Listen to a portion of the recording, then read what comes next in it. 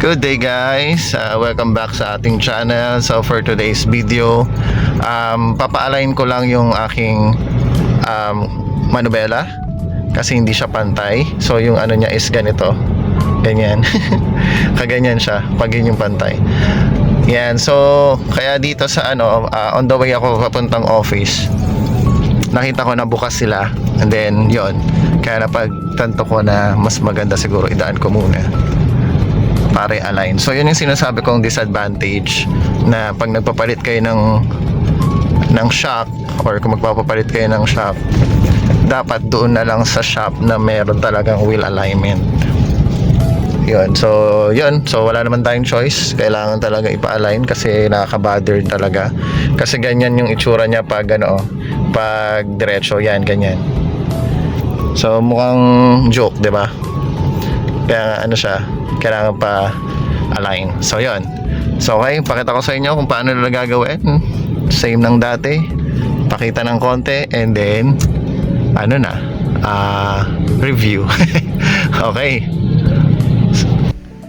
dito pala tayo pumunta sa Safra Motors. So ang pinaka expertise nila is camber alignment. So lahat ng mga pang-ilalim, so yun yung mga ginagawa nila dito.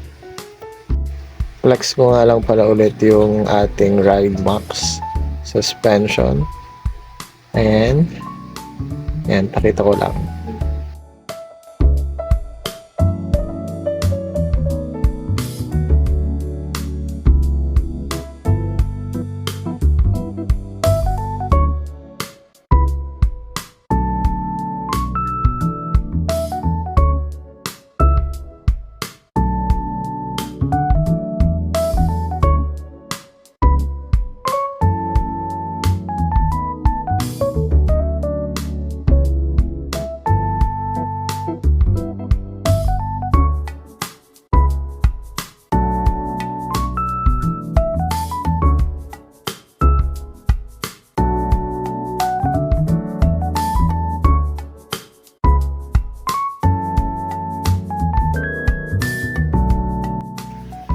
Ito pala yung first adjustment na ginawa nila. So every adjustment pala kailangan i-test drive para malaman kung okay na ba yung alignment.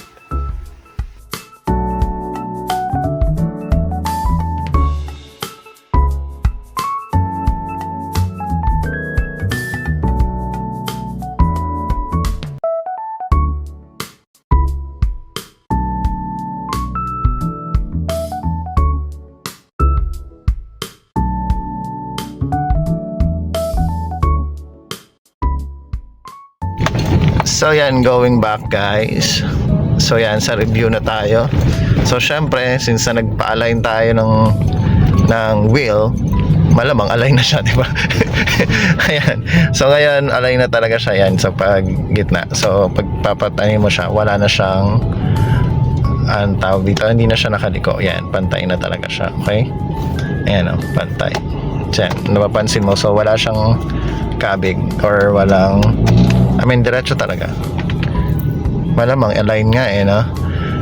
So yun, so kanina medyo napansin ko lang doon kasi sa shop na pina-alignan ko. Pa lang sila ang tag to, parang matagal na sila, old shop na 27 years na daw siya, sabi ni kuya sila 27 years na sila. And ayun, napansin ko na parang manual sila, parang back to basic ang ginagawa nilang alignment. So i-adjust nila, parang mga na kasi sila, yung mga veterano. So ina-adjust nila, alam na nila agad kung saan yung kailangan adjust, ganon. So pagka-adjust, ita-test drive siya ulit muna, iikot. So malapit lang naman yung iniikutan. And then after nun, alam na nila ulit kung paano. Parang mga mga 3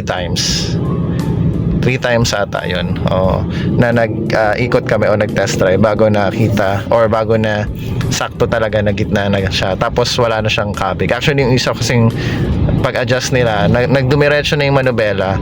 Ang problema naman, medyo may kabig siya, kaya in-adjust ulit nila. Then ngayon, yun, okay na after several testing.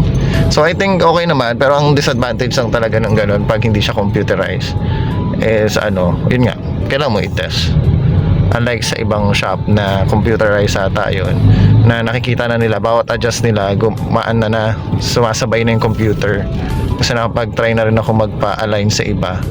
So ganun siya eh. So pero magaling pa rin. Galing na kuya kasi veterano na sila lahat. Alam na nila yung mga kailangan adjust, tapos estimate na nila agad kung ano yung kailangan, ilang inches o ilang pihit yung kailangan para maging tumuwid siya. So yan, okay na. So basta advice ko lang ulit, basta pag magpapapalit kayo ng shock, doon kayo sa merong free wheel alignment and pre-camber alignment, ganon. And then actually iba pa nga, may wheel balancing di ba, free. So doon kayo para hindi doble-doble ang gastos, kasi kung lilipat din kayo sa ibang shop, mas gagastos naman kayo. So syempre magkakaibang shop yan eh. Which is normally pag sa isang shop ka lang at doon ka nagpakabit ng shock, libre lang yun. Okay?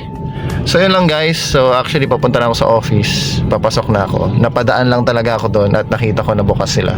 Buti na lang at nagawa na, kasi nakaka-bothered talaga yung manubela mo tagilid. Weird, diba? So yun lang guys, thank you for watching.